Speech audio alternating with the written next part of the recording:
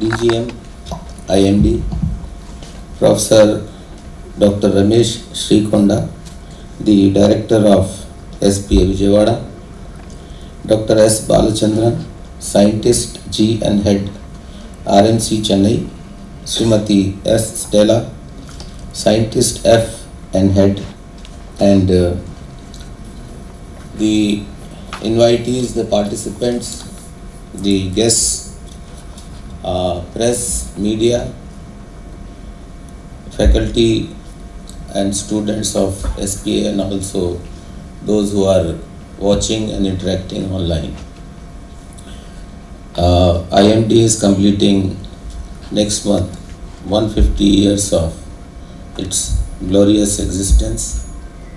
It has come a long way from the days it was established. Huge technological advancements have taken place in the world in the entire arena of meteorology, oceanic sciences, the other disciplines which are sister disciplines. Today, it is possible for the IMD to very accurately predict formation of the depressions, deep depressions, cyclones, the entire track of the cyclone, the movement, everything. We are lucky that in Vijayawada we have this center, and Mrs. Stella is there heading that. We are continuously in touch with them. Regularly we keep getting updates. So I would like to thank the IMD first of all, because of their timely inputs, we are able to a large extent prevent loss of lives and also to some extent prevent damage to the property. The rainfall data regularly keeps coming, and also the predictions about the heavy or very heavy rainfalls. We alert our field staff, we alert our collectors, and they take advance action.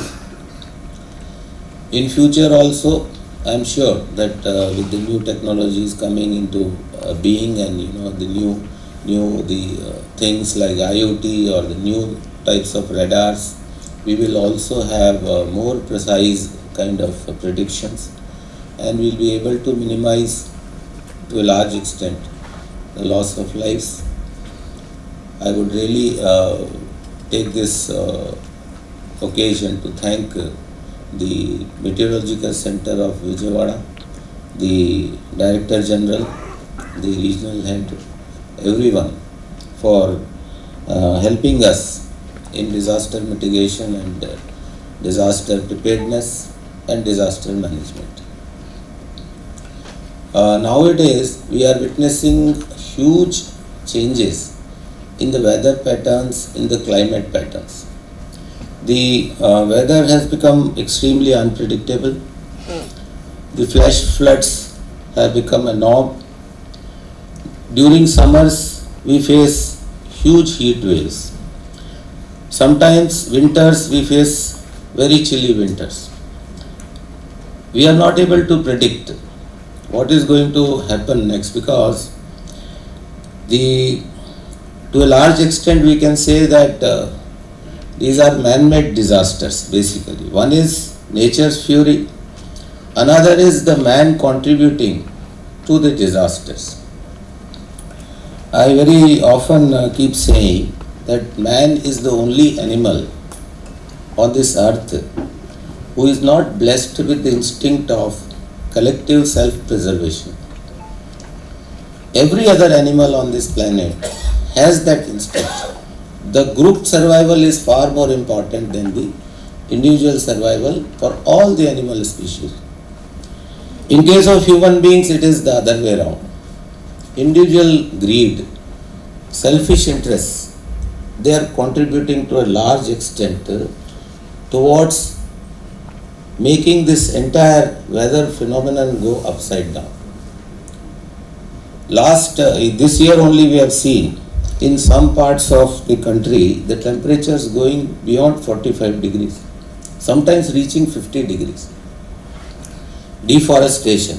We have ruthlessly and unscrupulously cut away all the trees.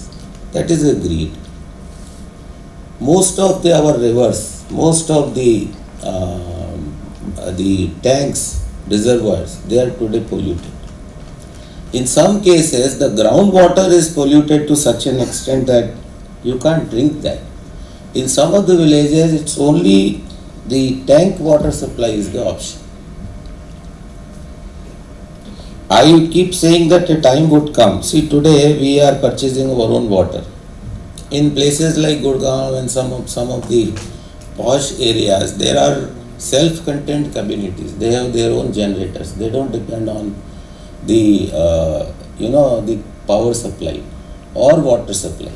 Only thing today, these self-contained rich communities, what they are taking from the atmosphere is the oxygen.